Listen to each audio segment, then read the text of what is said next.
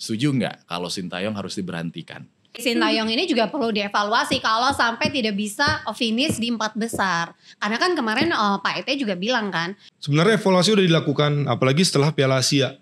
Dan puncaknya kan di Paralimpiade yang kita hampir lolos. Ya kan, dan menurut kita juga sebagai orang yang dari luar itu sebuah pencapaian yang luar biasa. Kita tahu Indonesia di grup neraka juga tuh di Paralimpiade. Terus bisa ngalahin sampai kayak Australia, Korsel, dan terakhirnya kalah lawan Uzbekistan. Menurut gue dia udah deliver apa yang dia bisa deliver.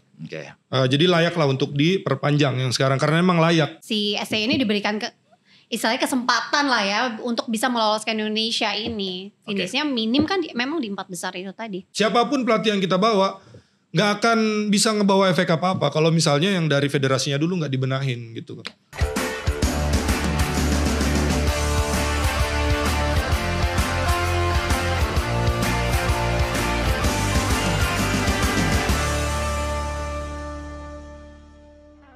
Super Friends, kita balik lagi di podcast kesayangan kita semua di Super Talks. Kali ini barengan Bimo Kusumo di sini dan bahasan kita kali ini cukup mungkin bisa bikin kita punya pandangan nih dari dua sumber yang lagi dalam masanya mengamati. Apa yang lagi diamati adalah kans timnas untuk lolos ke Piala Dunia. Udah ada Bang Bes di sini dan juga Kak. Pengennya dipanggil Al. Alicia. Alicia. Oke, buat Super Friends yang mungkin nonton dan gak suka bola tapi akhirnya nonton untuk tahu gimana sih kan timnas lolos ke Piala Dunia. Bang Bes ini salah satu asisten pelatih Liga 1 sekarang masih aktif di Dewa United ya Bang ya. Betul sekali. Waktu era Luis Milla, Bang Bes juga ada di staf kepelatihan beliau ya. Dan saya suka teriakan-teriakan Bang Bes, Famos! Pura-pura aja sebenarnya, acting itu. Tapi itu kenapa sih Bang, Famos? Famos itu artinya ayo. Gitu? Kan? Untuk menyemangati anak-anak dulu. Let's go! Ayo, gitu, Famos. Famos gitu. Karena Bang Bes juga waktu itu viralnya gara-gara jadi translator apa Bang? Ya, betul. Interpreter ya? Interpreter bahasa Spanyol waktu itu. Iya kan, interpreter bahasa Spanyol dari Luis Milla gitu ya. Coba Bang, misalnya halo Super Friends gitu. Hola Super Friends, bienvenidos a Super Talks. Selamat datang di Super Talks. Selamat datang di Super Talks. Kayak nonton ini ya Cristiano Ronaldo jadinya. Tapi beda. Tapi tadi di off air gue baru tahu ternyata bahasa Spanyol dan Portugal tuh beda ya Bang. Beda, walaupun satu rumpun. Rumpunnya bahasa Latin. Jadi bahasa Latin itu ada bahasa Prancis, Spanyol, Portugis, Rumania juga. Nah kalau belajar satu bahasa yang lainnya akan bisa. Oke, menarik ya.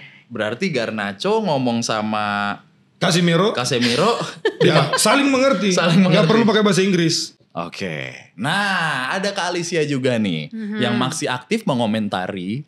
Lah bener dong, mengomentari dan membawakan show-show yang berbau sepak bola, bukan begitu? Begitu bukan?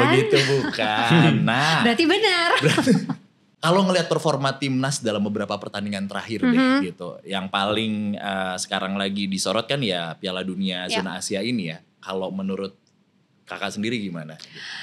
Sebenarnya sih kalau aku lihat performa timnas sendiri, kalau kita lihat di kualifikasi round 3 zona Asia ini, di awal-awal kita agak kaget juga ya ketika Indonesia bisa menahan imbang dua lawannya yaitu Arab Saudi dan juga Australia. Tapi ketika begitu melawan Bahrain, sebenarnya ini kan salah satu negara yang kita harapkan bisa juga kita mencuri poin, mengambil poin dari situ ya. Tapi ternyata kita hanya berakhir imbang. Lalu lawan China kita ya harus kalah nih. Nah itu yang sebenarnya bertanya-tanya juga ini sebenarnya ada apa kayak gitu. Tapi kalau kita juga bisa melihat bagaimana timnas kita sekarang ini kan banyak diisi oleh pemain-pemain naturalisasi atau diaspora ya. Sekarang kita menyebutnya. Nah itu kan kalau aku sih berpikirnya mereka ini kan jarang sekali berkumpul. Berkumpul ketika pertandingan. Nah mungkin itu chemistry yang tercipta itu apakah belum jadi soulmate banget gitu loh. Instan. Nah itu dia. Ya, sama dengannya mungkin instan. Oke, nah tapi nih Bang Bes gitu ya. Ngomongin tentang instan. Apa bedanya dengan dalam tanda kutip gitu ya. Ini timnas Indonesia merekrut pemain-pemain diaspora gitu ya, seperti klub mungkin kayak gitu ya.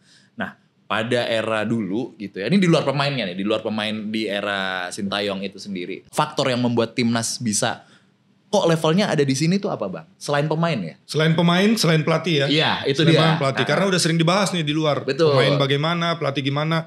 Erick Thohir. Iya sih. Itu yang jadi pembeda menurut gua. Kenapa? Okay. Kenapa Erick Thohir? Karena kalau kita lihat ketua umum federasi sebelum-sebelumnya, ketika dia menjabat jadi ketua umum, kebanyakan, nggak semua ya, kebanyakan itu nggak punya background sepak bola atau pernah kerja di sepak bola sebelumnya. Kebanyakan tuh dadakan. Tiba-tiba jadi nyalonin jadi ketum terus akhirnya jadi. Tetapi Pak Erick Thohir ini kita tahu jauh sebelum dia jadi ketua umum PSSI dia udah jadi presidennya Inter Milan bos. Ini bukan klub kemarin sore juara Champions, treble winner, pelatihnya Mancini, so on lah dia punya history. Jadi istilahnya dia nggak kaget ketika dia jadi ketua umum federasi. Akhirnya juga dia berhasil mengconvince pemain-pemain yang mau dinaturalisasi. Menurut gua naturalisasi ini udah ada sejak tahun 2010-an. Ingat gak vibes-nya? Ya kan nih orang-orang lama tahu lah ya. Gimana kita hampir juara waktu itu. Ada pemain naturalisasi beberapa juga di timnas. Tetapi kan gak sebanyak sekarang.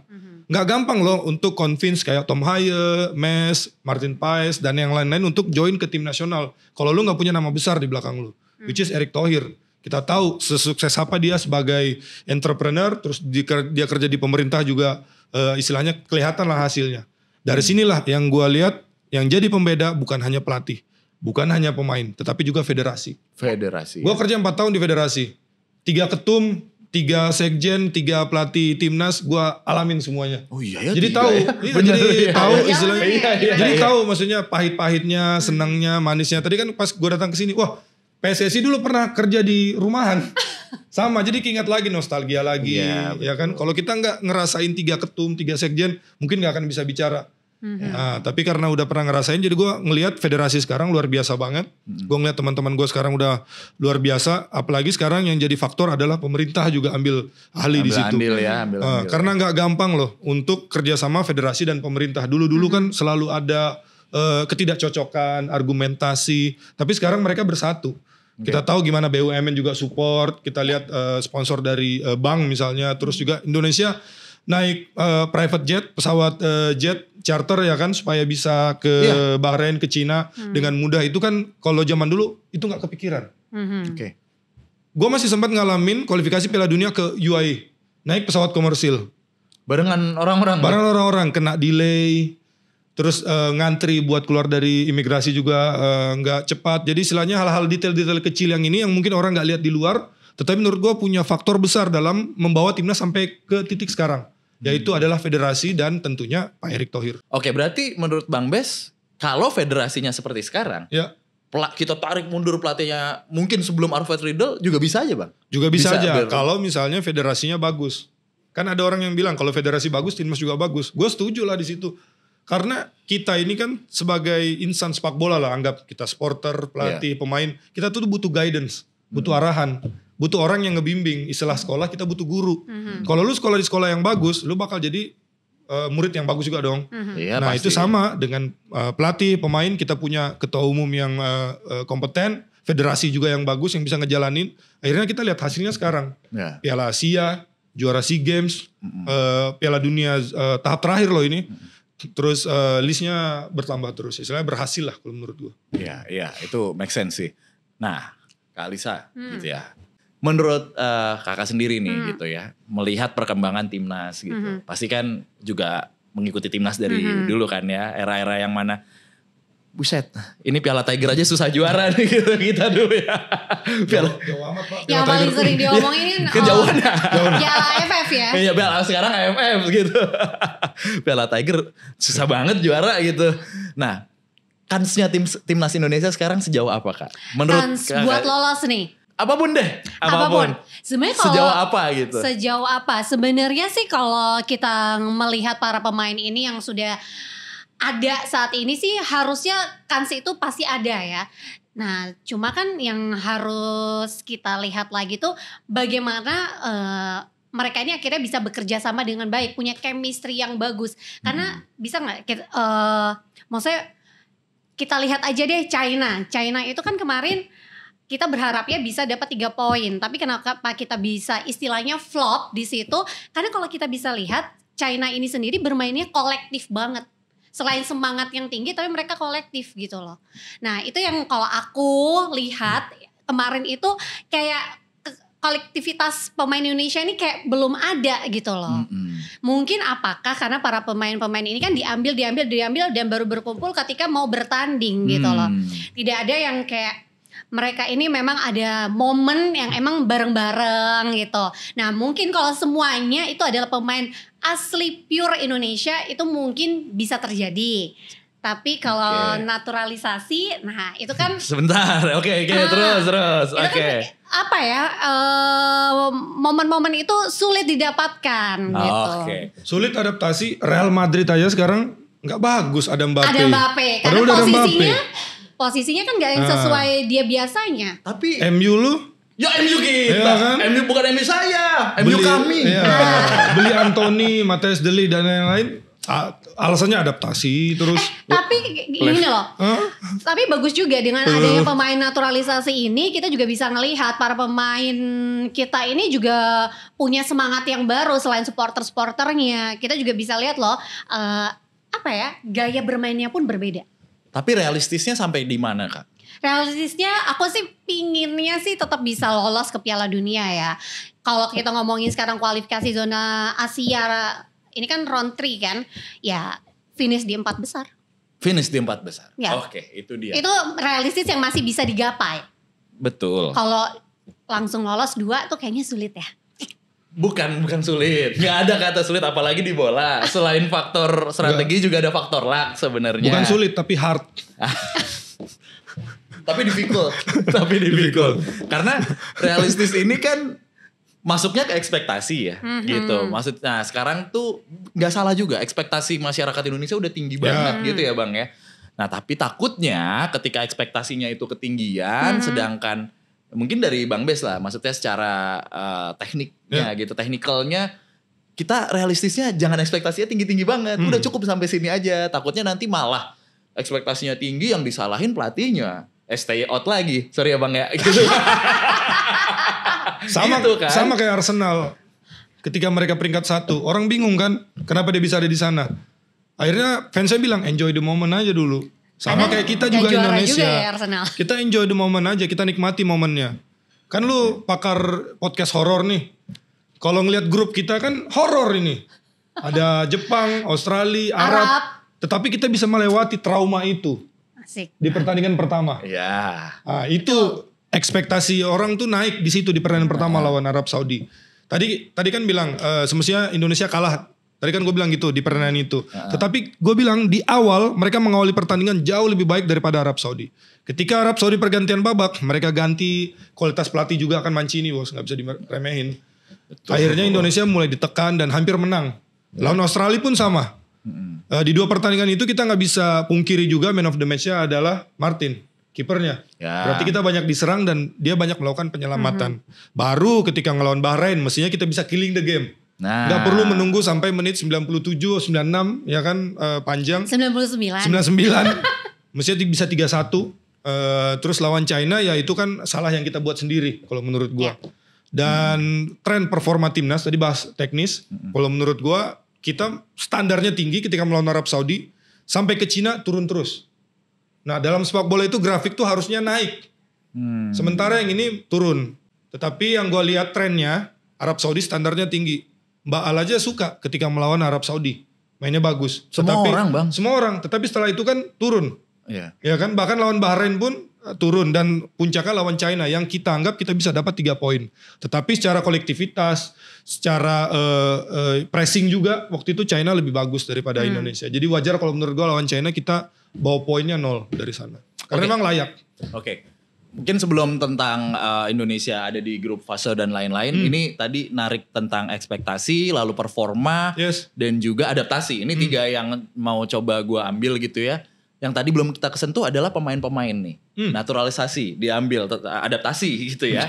Performa, dan tadi disebutin sama Bang Bes adalah grafik. Harusnya naik terus. Harusnya naik terus. Meyers, salah satunya gitu. Yang akhirnya kita nggak bilang jadi bulan-bulanan ya, tapi loh kok begini gitu. Padahal ya memang itu mungkin adaptasinya Mayer sendiri dengan cedera yang aku nggak tahu juga sih Bang Bes. Kalau kita bahas sedikit pemain Mes ya Bang, ya, grafik pemainnya pemain. si Mes ini, dia tuh main di mana? FC Twente. Ya. Liga Belanda. Kita tahu salah satu yang terbaik lah di dunia. Terus dia juga main di Liga Eropa. Ya. Kita tahu jadwal di Eropa tuh padat, main 3 hari 4 hari sekali. Jadi wajar kalau ada pemain yang tiba-tiba dia punya cedera di otot. Namanya hamstring. Kalau kita olahraga tiba-tiba kita tarik hamstringnya, berarti kadang-kadang itu apa? Penyebabnya overuse. Ya. Keseringan dipakai. Jadi kita sebagai orang yang nunggu nih fans, nggak bisa nyalahin dia. Nggak bisa maksa dia untuk kesini, untuk berobat di sini. Bukan bilang Indonesia mungkin pengobatannya nggak sebagus di Belanda, tetapi pasti dia akan lebih nyaman. Kalau pengobatannya adalah di Belanda, dirawatnya di Belanda, di klubnya di sana. Dan kita juga harus jangan lupa, kadang-kadang kita tim menaruh timnas di atas segala-galanya. Tetapi pemain itu belong to club. Mereka tuh punya kontrak di klub. Di timnas mereka nggak punya kontrak, mereka punya uang harian. Dan memang kewajiban untuk membela negaranya itu ya wajib, mestinya nggak ditanyakan masalah kontrak. Tetapi sebagai klub itu punya hak untuk memakai pemainnya kapanpun dia mau, apalagi kalau lagi cedera. Ya. Gue yakin FC Twente juga memikirkan bahwa yang terbaik untuk Mes adalah stay di Belanda, melakukan perawatan di sana supaya dia bisa pulih secepatnya. Dia juga pasti pengen ke Indonesia, tetapi kadang-kadang kan oknum supporter beberapa agak sedikit memaksakan kehendaknya supaya dia kesini, bilangnya dia nggak mau ngebela timnas. Pasti mau, cuma namanya cedera otot. Tadi kita bahas, lu luka di sini di luar, lu kasih cover, kan bisa sembuh. Ya. Tetapi kalau lukanya di dalam bagaimana? Iya. Luka jerawat aja Sudah, susah luka ya? jerawat aja susah. Lama. Gitu. Iya, harus ditangani banget ya, harus ditangani. Soal kualitasnya nggak perlu diragukan, Liga Belanda bos. Terus pernah main di timnas Belanda juga, kelompok umur, main di Liga Eropa. Apa yang mau kita pertanyakan dari kualitasnya? Ya Pasti kan? loyalitasnya juga ada. Cuma ini kan kondisinya memang mungkin ya memang dia butuh perawatan gitu. Apalagi kemarin kakaknya habis ngacak-ngacak Real Madrid lagi. Dan Milan, ya kan? aduh. Gokil. Dan tuh orang Indonesia, orang yang punya keturunan Indonesia yang bisa ngacak-ngacak Real Madrid kayaknya. DNA UCL. Kalau kata orang lama DNA UCL itu Milan. DNA UCL. Dan dengan nomor punggung 14-nya itu. Kak, ini banyak banget juga di infotainment gosip juga nih. Ekspektasi orang udah tinggi nih tentang sepak bola dan federasi gitu. Nah, salah satu yang paling mencolok adalah perdebatan Sintayong tetap atau out. Kalau nih misalnya ya, amit-amit jangan sampai Indonesia nggak lolos. Dengan anti klimaksnya terus nih, dung grafiknya Bang Bes bilang turun terus. Setuju nggak kalau Sintayong harus diberhentikan? Kalau aku sih sebenarnya soal Sintayong sendiri, kalau memang nantinya Indonesia, tapi amit-amit ya, jangan sampai nauzubillah, insya Allah Indonesia bisa lolos ya ke Piala Dunia, itu pasti harapan kita semua. Tapi kalau sampai itu tidak terjadi nih, bisa dievaluasi. Sintayong bisa dievaluasi. Nah mungkin dengan banyaknya pemain-pemain diaspora yang berasal dari Belanda, mungkin kita juga bisa mendatangkan, kalau ngomongin penggantinya ya pelatih Belanda mungkin. Pelatih Belanda? Erik ten Hag? Loh, kan saya cuma bertanya. Oh iya, dia belum punya pekerjaan ya. Itu Betul maksud saya. sekali. Pelatih Belanda siapa? Nggak ada yang nggak mungkin di era sekarang. Itu dia. Betul sekali, tidak Iya. ada yang tak mungkin. Apalagi kita punya Bapak Erick Thohir ya. Manci ini di Saudi Arab Arabia Saudi. gitu. ETH di Erick Thohir. Erick Thohir, Erik ten Hag. Udah cocok ya, ET. Lucu juga nih. Ini sebuah ya Spekulasi. Spekulasi. Yang Tapi mungkin benar sih benar. sebenarnya si Sintayong ini juga perlu dievaluasi kalau sampai tidak bisa finish di 4 besar. Karena kan kemarin Pak ET juga bilang kan si SC ini diberikan istilahnya kesempatan lah ya untuk bisa meloloskan Indonesia ini. Finishnya minim kan memang di 4 besar itu tadi. Oke, Bang, tanggapannya dari komentarnya Kak Al tadi, evaluasi. Sebenarnya evaluasi udah dilakukan apalagi setelah Piala Asia. Dan Oke. puncaknya kan di Paralimpiade yang kita hampir lolos. Ya. Iya kan, dan menurut kita juga sebagai orang yang dari luar itu sebuah pencapaian yang luar biasa. Kita tahu Indonesia di grup neraka juga tuh di Paralimpiade. Terus bisa ngalahin sampai kayak Australia, Korsel, dan terakhirnya kalah lawan Uzbekistan. Menurut gue dia udah deliver apa yang dia bisa deliver. Oke. Jadi layak lah untuk diperpanjang yang sekarang karena emang layak. Tetapi ketika dia nggak bisa, nanti kalau misalnya dia nggak bisa finish di 4 besar di target yang diberikan oleh federasi, wajib untuk dievaluasi, bukan langsung diberhentikan. Karena ini kebiasaan di Indonesia, nggak jalan dikit diganti pelatihnya, nggak jalan dikit diganti pelatihnya. Kita udah lihat di era Luis Milla dulu, terus ada Simon, belum jalan berapa lama tiba-tiba udah diganti. Akhirnya pemain harus adaptasi lagi. Ini kita masih dalam proses adaptasi dengan pemain-pemain naturalisasi. Masa kita harus adaptasi lagi dengan pelatih baru ketika kompetisi lagi berjalan. Kecuali di bulan Juni kan pertandingan terakhir di kualifikasi Piala Dunia. Dia nggak sampai 4 besar, anggap peringkat 5 lah. Ya wajib dia dipanggil. Coach, kenapa nggak mencapai target? Apa alasannya? Apa yang kurang? Apa yang harus dibenahi? Nah itu wajib. Itu namanya orang PSSI atau sepak bola itu kan company ujung-ujungnya. Pasti ada key indikator performance dilihat, layak nggak diperpanjang, layak nggak untuk diberhentikan. Dan dari situ wajar dalam sepak bola, menang kalah seri kan pasti ada value-nya. Betul. Karena PSSI-nya sendiri kan kalau kita lihat seperti juga tadi Bang Bes cerita kan banyak berbenah juga ya di bawah Pak Erick Thohir kan. Fasilitas-fasilitas atau apapun yang dibutuhkan oleh Sintayong juga banyak juga yang diikutin, diturutin gitu loh. Kalau kita lihat lagi juga ketika proses perpanjangan kontrak, Pak Erick juga kan gak langsung memperpanjang. Dia mau panggil dulu, dia tarik ulur dulu. Karena kita tahu dia orang bisnis. Kan namanya orang bisnis pasti ngeliat profit sama dan yang lain-lainnya. Dan wajar dan pasti gak usah khawatir. Sintayong pasti akan dievaluasi kalau dia gak nyampe target. Tetapi kalau dia mencapai target wajar kalau dia akan lanjut terus. Kalau menurut gua gitu. Siapapun pelatih yang kita bawa gak akan bisa ngebawa efek apa-apa. Kalau misalnya yang dari federasinya dulu gak dibenahin gitu. Oke, nice. Ini kita dari tadi itu ngomongin as a general, helicopter view gitu ya. Wow, luas banget gitu. Pak Erick dengan kacamata bisnisnya, terus juga long game-nya seperti apa gitu. Nah, tapi kita coba mau sedikit sempitin lagi nih Bang Bes gitu. Maksudnya dari hal yang paling kecil lagi, micro managementnya gitu. Ini untuk mungkin super friends yang pengen tahu juga nih Bang. Dengan banyaknya viral stay out dan lain-lain itu kan quote unquote ya balik lagi ya euforia digital gitu ya. Banyak orang awam yang akhirnya pengennya tuh Indonesia menang terus aja. Tapi sebagai asisten Liga 1 nih Bang, challenge-nya ngebangun sebuah tim untuk bisa jadi lebih baik dari segala aspek. Apa dulu sih Bang? Kalau menurut gue Indonesia ini gak kurang apa-apa ya dalam segi sepak bola. Kita punya talenta. Lu cari aja dari timur ke barat, barat ke timur pasti ada pemain bola yang bagus. Asli. Yang suka bola juga banyak. Itu yang susah kadang-kadang di negara-negara besar itu orang yang suka. Di Amerika kan orang yang suka bola jarang, nggak banyak. Sukanya basket, American football, soccernya nggak terlalu terkenal. Indonesia punya semua itu. Tetapi balik lagi, untuk bisa ngedrive semua ini supaya bisa jalan, kita butuh kemauan. Ini yang menurut gua kurang di Indonesia. Butuh kemauan. Kemauan ya, willingness. Dalam artian di klub, contoh di klub. Klub di Indonesia kan ada banyak, ada 18. Tapi sedikit yang punya infrastruktur. Sedikit yang coba untuk menjadi profesional. Jadi kalau menurut gue kita bisa memulai dengan itu dulu. Pelatih gue Coach Luis Milla dulu yang gue pernah ikut, dia selalu bilang ada 3 hal yang harus dibenahi di Indonesia kalau mau sepak bola ini maju. Dan 3 ini gak bisa ini lebih penting, ini gak penting. 3 ini harus berjalan seiringan. Yang pertama adalah infrastruktur. Kita butuh buat main bola itu apa? Lapangan yang bagus. Buat anak-anak 18 tahun ke bawah paling gak sintetis misalnya. Supaya mereka bisa passing, kontrol dan yang lain-lain. Infrastruktur. Terus kedua kita butuh sekolah kepelatihan yang bagus. Supaya guru-guru kita ini, pelatih-pelatih kita ini bisa ngajarin anak-anak yang bagus juga. Nantinya lahir kualitas. Ini yang dilakukan Jepang dulu. Terus yang terakhir adalah kompetisi yang berjenjang. Percuma kita ada infrastruktur, percuma kita ada pelatih. Tapi kita gak berkompetisi. Indonesia tuh sukanya festival. Ya kan, sponsor datang, kan lu punya anak nih, paling nanti ujung-ujungnya main festival dari pagi jam 8, kelar jam 8 juga, nyari juara di situ. Kan gimana kita bisa ngelihat orang itu bagus, anak itu bagus, kalau dia main seharian penuh yang ada anak itu udah capek. Ya kan kita butuhnya adalah liga yang berjenjang, terus yang rutin. Orang banyak bilang, Bang tapi Indonesia kan besar, 17.000 pulau, Sumatera, Papua jauh. Kan kita bisa bikin di Sumatera dulu kompetisinya.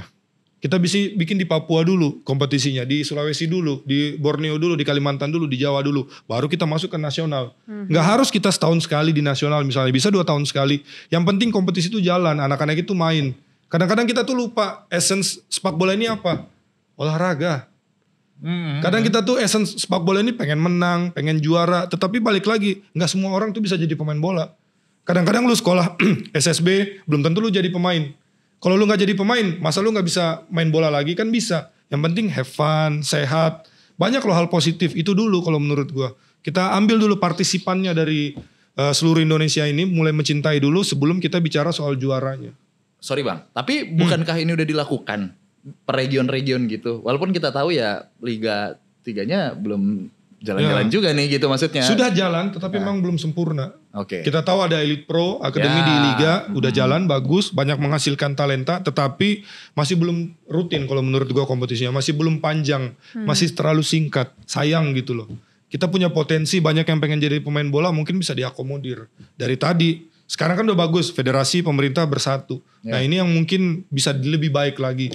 Mungkin butuh orang yang bisa mikir lebih baik untuk kompetisi ke depannya. Bang Bes aja. Kan bisa mikir. Saya mau kerja di klub dulu. Oh iya. Berarti sebenarnya kalau diomongin Bang Bes ini mentalitas juga dibutuhkan ya? Butuh mental. Karena kata Arsene Wenger, pelatih Arsenal legend, dia bilang kadang-kadang dalam Arsenal, ini Arsenal. Kelihatan nih dari tadi. Karena kadang-kadang orang tuh punya teknik, punya skill, punya fisik. Tetapi yang nggak boleh habis itu adalah stamina. Stamina dari motivasinya, mentalnya. Benar. Ini yang nggak boleh habis. Ya, akhirnya ketahuan kan mentalnya Bang Bes, enjoy the moment aja.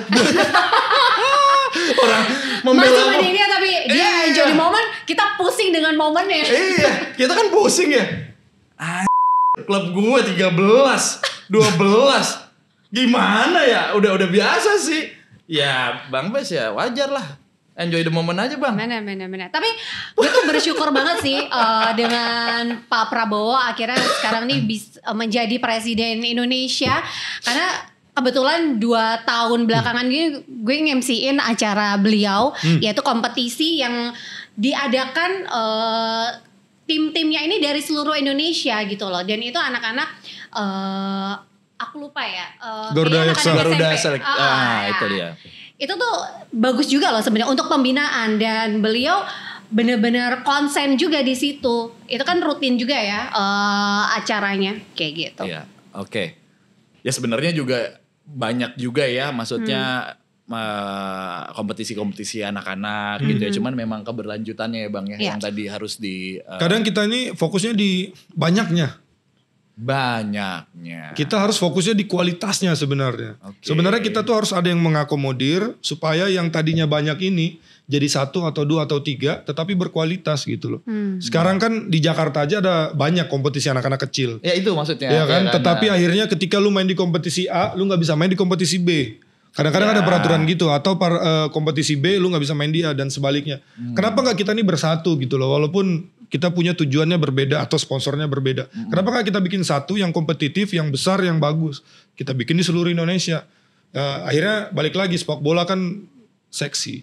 Ya kan, orang pengen jadi bagian dari situ. Kayak akuarium, lu ikan, lu orang pengen dilihat dari luar. Akhirnya orang pengen tampil, pengen punya panggung. Ya kita masih butuh lah mesayah dalam sepak bola Indonesia yang nggak butuh panggung, yang hanya ingin sepak bola Indonesia itu bagus. Sorry, gitu. saya ralat. Sebenarnya bukan mas saya. Kita butuh martir. Orang mah pengen banyak jadi mas saya Bang. Jadi martir. Agak gak mau tuh gitu. Untuk membuat sebuah peradaban baru kan harus ada martir peradaban gitu. Sebuah revolusi. Kak, gosip dikit dong Kak. Apa? Kak Alicia kan sering atau pernah nggak ketemu sama pemain diaspora atau naturalisasi? Belum pernah? Belum. Oke, tapi dengar dari teman-teman sportcaster atau lain, bonding pemain lokal dan diaspora itu gimana Kak? Pengen tahu dong. Yang sedengar-dengarnya Kak Alicia. Sedengar-dengarnya. Sebenarnya kalau bondingnya sebenarnya kalau kita lihat dari video, nggak usah dengar-dengar, kalau kita lihat dari video kan sebenarnya mereka ini ya lumayan oke juga ya. Bondingnya, kedekatan mungkin sebenarnya masalah bahasa bisa jadi. Mungkin gak sih itu? Challenge ya, handicapnya itu ya. Sama ya, aku bukan pemain sih, tapi kalau kita ngelihat biasanya beberapa kali di lapangan pemain-pemain diaspora ini sempat negur pemain kita juga kan, pemain Indonesia. Sebenarnya pemain diaspora juga pemain Indonesia ya. Betul, cuman kan ada awas terjebak. Iya itu dia. Enggak. Benar. Karena kita pengen tahu apakah ada, walaupun sama-sama levelnya sudah timnas senior, apakah ada senior-senioran Bro, sorry bro, lu cuma main di klub lokal. Gue udah enggak sih kayaknya belum pernah denger sih. Belum pernah dengar? Bener? Muka kamu gak bisa bohong. Enggak, aku tidak berbohong. Itu kan permasalahan Casemiro dan Garnacho yang tampak jelas. Kalau di depan layar mah akur-akur aja. Kalau di belakang bang, emang bener gak sih ada gosip kayak gitu? Pemain naturalisasi atau pemain luar gitu maksudnya? Kalau kan gue udah kenal berapa juga pemain. Menurut gue sih nggak ada ya. Mereka juga nggak ada komplain juga akan hal seperti itu.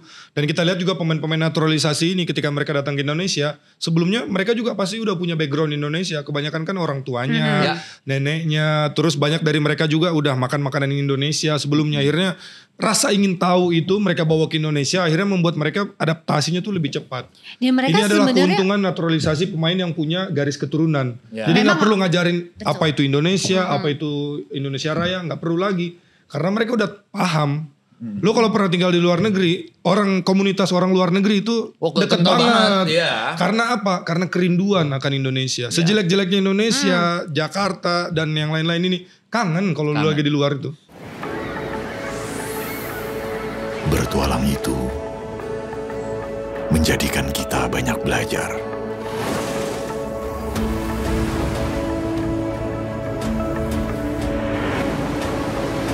Belajar bersahabat dengan alam.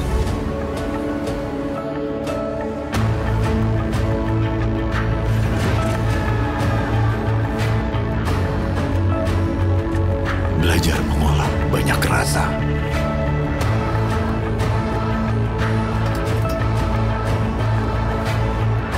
Belajar memaknai setiap perjalanan.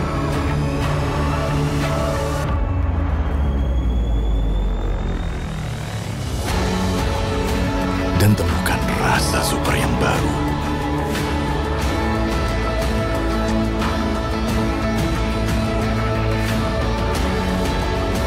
Ini kreteknya super.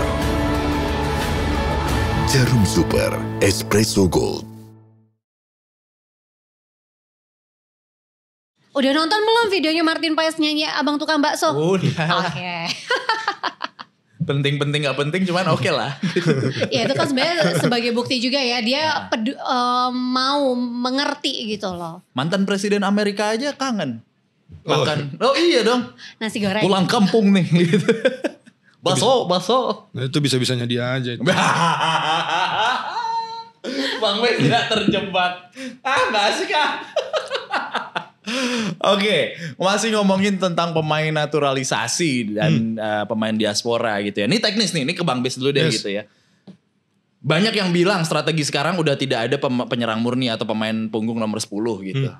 Begitukah memang kenyataannya? Apakah di Indonesia sebenarnya bisa? Era Luis Milla masih ada loh. Iya, dalam artian sekarang orang banyak bilang kita nggak butuh lagi nomor 9, bukan 10. 9, sorry maaf. Inzaghi itu ya. Kita nggak butuh lagi 9, Inzaghi, Ibrahimovic, Ronaldo Brazil. Tetapi buktinya sekarang Pep pakai Haaland. Jadi istilahnya kebutuhan akan nomor 9 itu masih nggak mati, nggak akan pernah hilang itu. Karena nama seorang striker kita butuh end product daripada ball possession kan ke depan. Kita butuh orang supaya bisa deliver finishing di depan. Dan kita tahu 4 pertandingan pertama di tim nasional kita kesulitan mencetak gol. Nah itu maksudnya.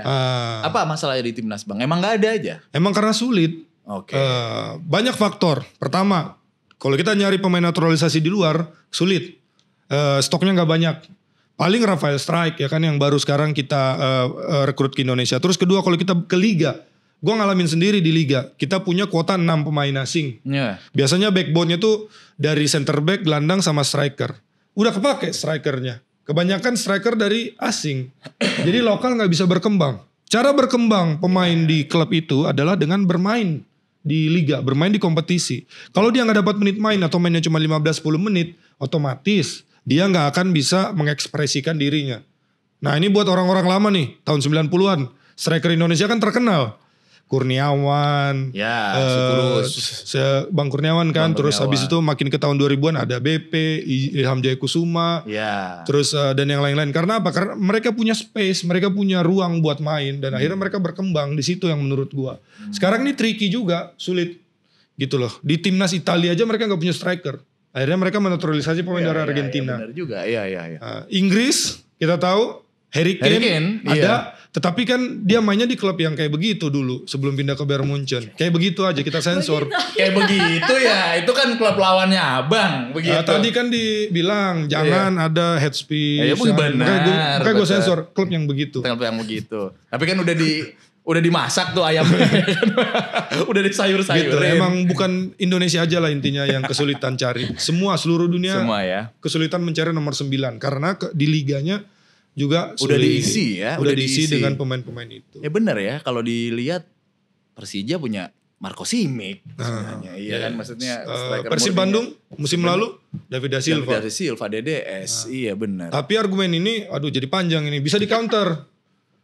Gua yang ini kantor juga Jepang. Dia yang jawab. Biarin aja, kita mau menjebak beliau aja. Jepang. Strikernya bermain di Liga Belanda. Hasil produk dari akademi di Liga Jepang. Terbukti mereka bisa. Ini yang menjadi pertanyaan, kenapa mereka bisa, kenapa kita enggak gitu. Oh, panjang Bang, panjang. Panjang, makanya stop dari situ aja. Panjang. Udah jangan. Oke, tapi ngomongin pemain. Abang ada di Liga 1, mungkin Kak Alicia coba sedikit mikir dulu kira-kira siapa.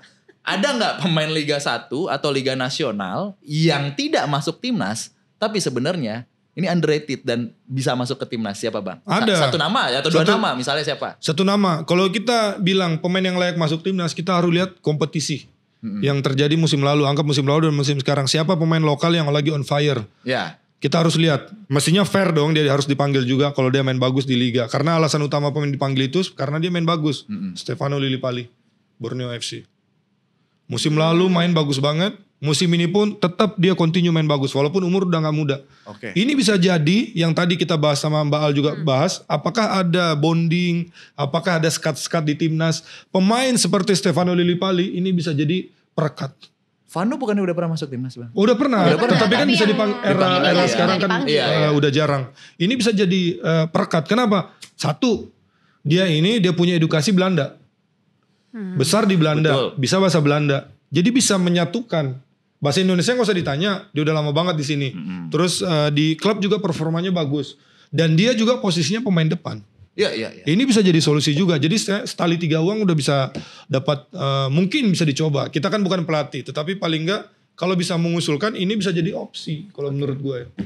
Udah kenal Indonesia totok, udah tahu kompetisinya Bisa bahasa gimana, Belanda. bisa bahasa Belanda, secara skill gedorannya oke juga, ngotot juga. Vano. Main di liga juga Di liga, kan. di liga. Jadi Dan kita nggak bisa tahu bilang dia main gimana jelek. gaya Tahun bermainnya. kemarin double digit, assist dan gol. Ya betul. Layak kalau menurut gue. Kalaupun kita nggak bisa bilang dia harus main. Wah itu berlebihan. Tetapi untuk dipanggil sekarang kan 27-28, boleh lah, layak.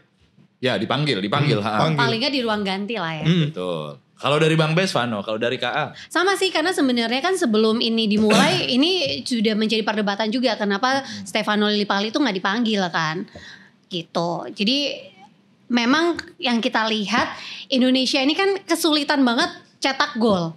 Ya. Paling banyak memang back ya, pemain belakang. Walaupun memang itu juga dibutuhkan juga sih, seperti si Mes sekarang ngemain, tapi untungnya udah ada Kevin Dix juga. Kan kita juga punya Rizky Ridho yang bisa juga masuk di situ. Nah, pemain depan ini yang memang paling krusial juga sih yang harus dicari sih. Nah, Stefano Lillipali sebenarnya bisa mengisi kekosongan itu. Oke. Iya. Kalau tapi umurnya udah 27-28 ya, kepentok umur ya. Tapi yang Seumuran penting saya Pak, dia Pak. Lahir tahun 90. Iya benar sih. Tapi kan udah tidak 27-28 sekarang. Udah enggak 27-28. Udah harusnya belajar kepelatihan Pak, begitu. Jadi apakah stamina juga ini enggak sih Bang? Iya. Pemain-pemain lokal sekarang tuh mungkin oke, tapi ada faktor-faktor itu Mungkin juga. tuntutan ya, karena Tuntutan, Sintayong bermain formasi berbeda dengan yang ada di Liga. Liga kita kan umumnya bermain 4-3-3, universal.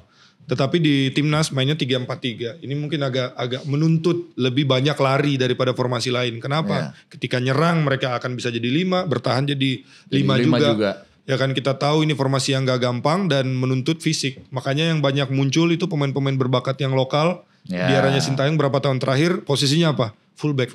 Ya itu. Arhan, Asnawi, Yance Brothers, ya kan? Iya.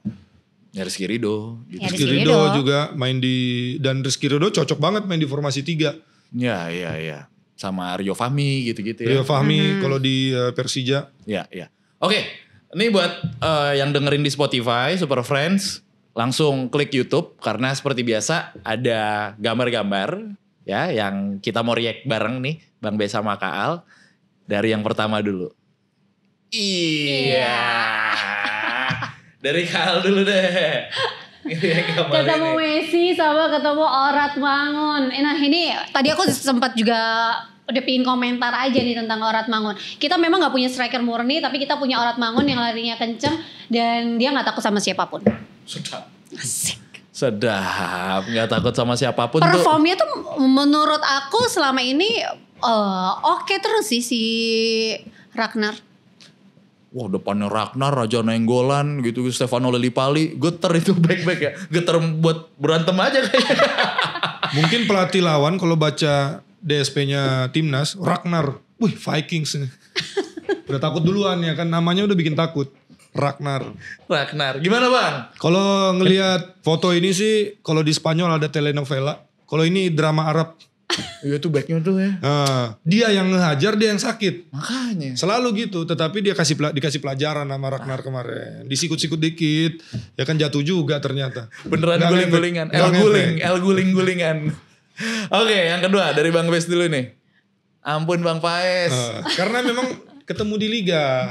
Ketemu di Liga MLS. Dan ternyata di MLS statistiknya bagus. Dia jadi kiper terbaik ya kalau nggak salah. Baru dapat beberapa minggu lalu kan save yang kalau nggak salah ya save of the year. Iya, save of the year-nya MLS gitu kan. Tapi emang bagus, sebagus itu ya. Pas lawan Arab, pas lawan Australia, siapa sih ini orang nih? Kan kita udah punya kiper bagus, ngapain ngambil kiper lagi? Pas main, Bener. Bagus. Terbangan. Kalau di FIFA mungkin ratingnya 95. Scoutingnya siapa sih Bang? Di timnas sekarang? Itu juga yang saya masih cari tahu sekarang. Tapi Karena yang diambil ada bagus-bagus. Zaman kita ada juga dulu orangnya. Cuman tahun ini tuh lebih kena gitu loh. Oh. Yang gue bilang tadi, gampang emang kita ngajak misalnya, Mbak ayo gabung timnas gitu kan. Tetapi ketika lu ketua umum atau federasi lu masih belum paten istilahnya. Tetapi sekarang lu punya Erick Thohir. Erick Thohir ngajak, ayo Mbak Al gabung timnas. Langsung mau. Orang Orang percaya. Pernah jadi ini Inter Milan. Siapa sih ini Pak Erick? Oh ternyata pernah ya Inter Milan, akhirnya percaya. Karena orang banyak yang jadi naturalisasi bukan ngelihat 1-2 tahun di Indonesia, tetapi ngelihat long termnya, jangka panjangnya kayak gimana. Betul. Gitu. Let's go.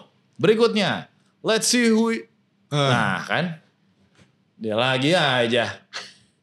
Oh it's Martin Paes. Ya emang. Ini oke. Gue mau nanya. Dari Kak Al dan Bang Bes. Setelah di timnas Indonesia setelah Save of the Year, bisa nggak dia ke Eropa? Harusnya bisa ya. Bisa aja nggak sih? Harusnya bisa. Tapi Karena kalau nggak salah kan ada regulasi main di liga apa. Tapi bisa nggak di kancah Eropa? bisa di kancah Eropa, minimal Liga 2 di liga sana. Kan yang penting ke Eropa kan? Iya. Pertanyaannya yang penting ke Eropa. Liga 2 bisa. Karena kan kita punya Bagot juga yang udah di Eropa kan. Gitu. Tapi kenapa Bang tadi izin? Bisa ke Liga 2 juga dan bisa ke Liga 1. Karena pintu masuk ke Eropa kan ada banyak. Banyak orang yang mulai dari Liga 2 bagus. Contohnya siapa? Jayces. Oh iya. Main di mana dia kan? Venezia. Seri B. Iya. Sekarang naik Serie A. Ke bawah kan akhirnya sekarang main di Serie A. Iya. Bisa ya Kak ya? Kalau dari bisa Kak ya? lah. Okay. Asalkan konsisten ya. Wah ini. Kan permasalahannya sampai dia pindah ke MLS kalau nggak salah karena dia cedera lama kan. Terus nggak main-main, jam terbangnya kurang, akhirnya dia memilih ke MLS. Tuh, mau kemana? Stadion Los Angeles. Sombong amat. Lah nggak sombong sih Bang. Kalau ini realistis. Bisa juga ini. Iya kan? Ini bisa juga. Mau kemana? Stadion Los Angeles. Main apa nonton? Jauh ya Pak kalau mau nonton aja. Ya bener sih. Ya mau nonton Messi, mau nonton Suarez. Iya. Mau main apa mau nonton? Oke, objektifnya aja deh sekarang deh. Kekurangan dan juga kelebihan dari masing-masing narsum kita hari ini nih. Kak Al, kekurangan dan kelebihannya timnas sekarang nih, era STY. Gak usah era STY deh, era STY tuh udah 4 tahun lalu. Sekarang deh, detik ini gitu. Apa ya kekurangannya? Kalau gak bisa kelebihannya dulu. Kelebihannya sih kalau bisa dibilang mungkin mereka mau dikritik dan mau berbenah. Oke, kelemahannya? Mungkin harus punya ini lagi ya. Tapi pasti punya lah kalau semangat ingin lebih meningkat lagi, belajar terus. Nah, itu kan dari diri masing-masing sih sebenarnya. Iya, oke. Jadi semangatnya nih harus sama dulu nih, level semangatnya gitu Kak maksudnya. Karena mungkin level semangatnya belum sama nih. Bisa jadi kan gitu. Namanya sebuah tim itu kedalaman ya yang harus dimiliki. Betul. Nah, ini yang jam terbangnya atau jam bermainnya kurang, bisa belajar dan mau ngobrol kali ya sama pemain-pemain diaspora yang memang sudah bermain di luar sana. Oke. Jadi kan cunnya tuh dapat gitu loh. Emang kudu warung kopi berarti. kudu. Ya itu tadi kan dari tadi kita bahas, mungkin kalau ada Stefano Lillipali bisa menjadi penerjemah juga karena kan dia bisa bahasa Belanda. Ngerangkul. Oke. It's okay, nggak apa-apa. Mungkin ini dari sisi gue juga pribadi ya mungkin ada juga faktor-faktor kayak gitu. Makanya tadi gue tanya, ada gak sih gap-gapan atau sekat-sekat tadi itu yang ada di dalam timnas. Tapi secara Bang Bes juga mungkin ya. Kelebihan dan kekurangannya timnas. Objektif aja Bang. Kekurangan dua kalau menurut gue. Pertama adalah international experience. Tadi kita udah bahas, Indonesia ini selalu friendly game-nya tuh di dalam negeri. Jarang keluar. Akhirnya ketika keluar kagok. Oke. Ya kan, kita butuh, menurut gua kita butuh ikut turnamen-turnamen internasional yang bermainnya di luar negeri, friendly game-nya yang lebih berbobot tapi di luar negeri. Kita kadang-kadang ini terlalu pengen menghibur orang yang di dalam negeri, padahal pengalaman luar negeri itu juga penting. Karena ketika lu main di luar negeri, lu gak cuma lihat gimana cara mempersiapkan lawan tim lawan, tetapi juga lu harus bisa handle jet lag, perjalanan, terus perbedaan makan, cuaca, budaya dan lain-lain. Ini yang menurut gua kurang di Indonesia beberapa tahun terakhir. Apalagi semenjak kita divakum oleh FIFA, disanksi oleh FIFA. Otomatis kita kan kualifikasi Piala Dunia waktu itu 2018 kalau nggak salah kita nggak ikut. Jadi ini menurut gua yang kurang. Makanya kemarin berasa banget ketika lawan Bahrain dan China, satu. Terus kedua adalah game time. Indonesia ini seperti klub sekarang banyak merekrut pemain-pemain naturalisasi, otomatis mereka butuh adaptasi yang tadi kita bilang. Mereka jarang main bersama. Mungkin mereka kenal satu sama lain, bisa bahasa Belanda dekat satu sama lain. Orang Indonesia pun masih ada yang lokalnya. Masih belum nyatu gue ngeliat cara mainnya. Karena baru main 1-2 game, 3 game sama-sama. Mungkin nanti tahun depan bisa lebih kompak lagi, kita tahu. Karena gak gampang tiba-tiba lu gabung, terus besok main bareng, kan masih belum kerasa chemistry-nya. Jadi dua hal itu yang menurut gue kekurangannya. Kalau kelebihannya, ibarat masakan, koki kita udah bagus, restorannya udah bagus, sekarang kita punya ingredientnya premium. Oh, nice. Ibarat daging kita udah punya wagyu nih. Lu udah tahu cara masaknya. Bahan lu udah premium, lu udah bisa bersaing dengan restoran yang lain.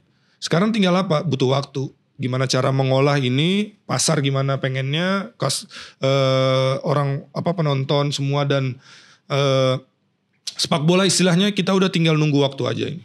Itu kelebihannya karena kita udah punya ingredient yang bagus. Bahan-bahannya udah bagus. Pemain-pemainnya berkualitas. Makanya tadi gue bilang, lu gak usah tanya lagi kualitasnya Mes seperti apa. Dia main di FC20 bos. Lu gak usah tanya lagi kualitasnya Calvin Verdong kayak gimana. Martin kayak gimana. Mereka udah main di liga-liga top di Eropa sana. Jai juga kita gak usah tanya. Mereka udah premium player kalau menurut gue. World class player hitungannya. Jadi itulah kelebihan dan kekurangan timnas menurut gue di era sekarang. Kalau boleh ditambahin satu ya federasi tadi. Kita ulang lagi. Federasi yang bagus akan membawa tim nasional yang bagus juga. Kita gak bisa pungkiri peran Erick Thohir dan federasi beberapa tahun terakhir ngebangun timnas dan kompak dengan pemerintah. Itu yang patut kita acungi jempol. Dulu mah banyakan berdebatnya. Semoga sekarang makin kompak lagi ya. Itu. Please. Jadi optimis kita sepak bola Indonesia yang tadinya gelap. Sekarang udah mulai ada lilin. Akhirnya mulai terang lah. Kalau kata Era Kartini habis gelap terbitlah terang. Nah. Itu dia tuh, habis gelap terbitlah terang. Dan semoga pemain-pemain kita juga sebenarnya tuh bisa lebih berkompetitif juga ya. Jadi kita gak terlalu banyak juga akhirnya mentransfer pemain dari luar. Tumbuhlah bibit-bibit yang memang dari Indonesia sendiri. Ya, itu harapannya ke depannya. Idealnya seperti itu. Kayak Jepang dia mulai bangunin fasilitas, pelatih, pemain. Harapannya ya orang di Indonesia juga punya kesempatan gitu loh untuk bisa grow, bisa kualitasnya juga bisa naik, paling nggak menyamai pemain-pemain naturalisasi yang dibawa ke sini, dan akhirnya ya kita bisa lihat nanti kayak gimana gitu kan. Yang untung juga Indonesia ujung-ujungnya. Oh jelas. Semakin banyak kita punya pilihan pemain kan semakin bagus, semakin pusing pelatih. Akhirnya yang dipilih yang terbaik. Gitu. Dan semoga pelatihnya juga pelatih dari sini juga ya. Pengen sih bahas, cuman panjang banget nanti. Masih dari, panjang kok bisa nih. Oh enggak. Jangan. Ini episode 2. Kalau yang tadi dibilang semoga pemain nasional bisa berkompetitif. Pelatih nasional dong bang. Gitu. Oh iya kan belum dibahas iya. tuh. Apakah bisa pelatih nasional nanti ke depannya bisa? Bisa banget. Ya Ini kan? yang gue udah tunggu dari tadi, bahas soal pelatih nasional. Karena gue pelatih nasional juga walaupun asisten. Kagak ada di sini. Sekarang Pengen lihat. kita. Oke deh, sekarang deh. Gak apa-apa deh. Sekarang lihat Ya, boleh pelatih deh. timnas yang paling banyak mendapatkan gelar siapa? Dari mana negaranya? Di mana lahirnya? Orang Indonesia lahir di Sumatera Barat. Mantan bos gua, Coach Indra Safri. Indra Syafri. Berapa piala yang udah diberikan untuk Indonesia? Suka nggak suka, it works. Iya. Zaman dulu kita lihat, saking hausnya kita akan prestasi. 2013 dia juara, hype nggak tuh? Ya. Iya. Ya kan hype banget kan, hampir semua orang, jadi akhirnya mungkin nggak tahu ya lebih hype dulu apa sekarang nih, kayaknya agak berimbang sekarang kayaknya kalau menurut gue ya. Sebenarnya berimbang, tapi Mungkin. kalau sekarang karena adanya media sosial, Itu dia. orang-orang lebih melek teknologi dan digital, ya itu tadi. Happy kerasa lebih ini padahal sebenarnya sama aja. Nah, ya kan 2013 ingat nggak? Kalau Iya, kita iya, flashback 11 tahun yang lalu, mereka juara apa enggak? Di koran di mana-mana, sekarang kan koran udah jarang, tapi poster semuanya pengen Evan Dimas dan yang lain-lain. Semuanya siapa pelatihnya? Indra Safri, dia juga mencanangkan apa filosofinya dulu. PPPA kalau masih ingat. Oh iya. Pendek, panjang. Yang Iya, jadi iya. cikal bakal Villanesia. Oke. Possession progressive football. Sekarang pun dia masih memainkan sepak bola itu. Terbukti dia juara SEA Games. Udah Ya. berapa Ya, puluh ya, tahun ya, kita ya, nggak ya. juara. Piala Asia juga dia baru lolos. Kadang-kadang kita ini menganggap pelatih lokal ini sebelah mata. Karena dia lokal jadi mungkin kita anggap mungkin pengalamannya kurang. Padahal nggak juga. Kadang pelatih lokal itu bisa menyentuh apa yang pelatih asing nggak bisa sentuh. Makanya kombinasi adalah solusi yang paling bagus. Ya, Nggak bisa tadi. juga kita bilang Kesamaan budaya tuh juga ternyata asing berpengaruh. aja terus, lokal aja terus, nggak bisa juga kayak kita hanya mengandalkan lokal pride gitu kan, nggak. Harus dikombinasikan. Gue punya mimpi suatu saat, kenapa enggak pelatih asing misalnya, pelatih timnas misalnya in the future di masa depan lokal misalnya, tapi dia punya staff asing. Kenapa enggak? Ya kan? Kita butuh sekarang expert. Indonesia kurang spesialis kalau menurut gue. Spesialis tadi pelatih striker. Striker. Iya. Kenapa kan udah mulai didatangkan? Udah mulai Udah datang. mulai datang, Tapi kan iya. asing, bukan lokal kan? Iya. Iya.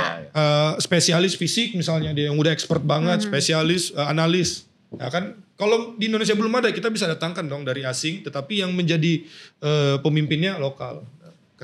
Tapi binaannya udah ada bang, udah mulai kelihatan bang. Sudah mulai karena kan sekarang semakin maju. Oke. Pelatih-pelatih sekarang udah nggak cuman di lapangan doang. Mereka sekarang harus ngelihat laptop juga, bisa pakai laptop, bisa bikin presentasi, bisa cut video. Nah, iya. Pelatih zaman sekarang udah pakai Adobe Pro pak, Premiere Pro. Premiere Iya. Pro, CapCut Iya, dan yang CapCut. lain-lain. Gimana caranya bisa motong ini? Itu paling nggak di kursus mereka harus bikin. Istilahnya berevolusi juga lah. Lama-lama kualitas juga akan mengikuti. Alright, lolos ke Piala Dunia atau masuk di 4 besar grup kualifikasi Piala Dunia. Udah, langsung aja pesan positif kalian berdua untuk timnas Indonesia. 1 kalimat aja atau 1-2 kalimat. Kalau gue akan selalu bilang percaya proses. Karena proses itu nggak gampang. Banyak orang ingin jadi bagian dari hasil tetapi nggak ingin jadi bagian dari proses. Nice. Let's go Kak. Kalau aku sih pesannya apapun hasilnya Indonesia nanti kita tetap harus memberikan semangat yang positif dan pastinya proses itu harus dijalani karena kalau nggak kita jalani kita juga tidak akan bisa berkembang kemana-mana. Iya. Karena emang Indonesia ini lagi berproses tapi untuk hasil yang positif. Betul. Ada satu quote menarik kemarin di kolom komentar saat kekalahan dari China waktu itu. Ya Indonesia sekarang untungnya punya niat, bukan punya mimpi. Benar. Wow, gitu. Karena kalau punya mimpi sekali habis tuh kalau misalnya nggak dapet. Tapi kalau punya niat, kalau lagi kalah tetap terus gimana caranya untuk bisa sukses dan jadi tampil terus. Lu bilang gitu. Piala Dunia, Soekarno bilang mimpi yang setinggi langit. Kalau jatuhnya di antara bintang-bintang. Nice. Target Piala Dunia, tetapi ujung-ujungnya nanti finish 4 besar. Kenapa enggak ya kan? 4 besar dulu, kalau nggak salah federasi bilang target kita 4 besar. Habis itu kita berharap ada miracle di situ, miracle of qualifications. Ya. Ini mentalitas yang memang kita butuhkan sebenarnya. Nice. Oke, thank you banget Bang Bes. Terima kasih. Thank you banget Kak Al ya. Sukses terus ya Kak Al Thank you. untuk karirnya di dunia sportcaster. Bang Bes, semoga DU. Siap. Ayo dong 5 besar dong. Oh, Targetnya apa? Targetnya apa? Dewa apa Lebih targetnya? baik daripada musim lalu. Musim lalu 5 besar. Iya Jadi kan? targetnya 4 besar. Masih Oke. bisa, belum selesai. Belum selesai. MU aja sekarang masih bisa kok finish 10 besar. 10 besar. Masuk lah ke situ. Paling gak sih bisa di dalam 10 besar sih MU. Udah gak ada target kalau MU mah. Yang penting main bener aja, udah gitu. Targetnya apa? Main bener. Enak dilihat dulu aja deh Iya. kalau gitu. Target MU apa? Enak dilihat mainnya. Udah kita mah realistis. Targetnya Amorim sampai akhir musim. Sampai Bang. Kalau sekarang bulan apa nih? Sampai. Ini udah bulan November nih. Oh, transfer window dulu kita lihat. Biasanya bisa dilihat dari Desember nih. Arahnya kemana. Thank you banget Super Friends sudah nonton tayangan kita kali ini. Semoga timnas Indonesia bisa terus konsisten, itu aja sih ya. Amin. Konsisten dengan segala yang udah tadi kita omongin. Dan jangan lupa untuk tonton terus tayangan podcast kesayangan kita cuma di Super Talks.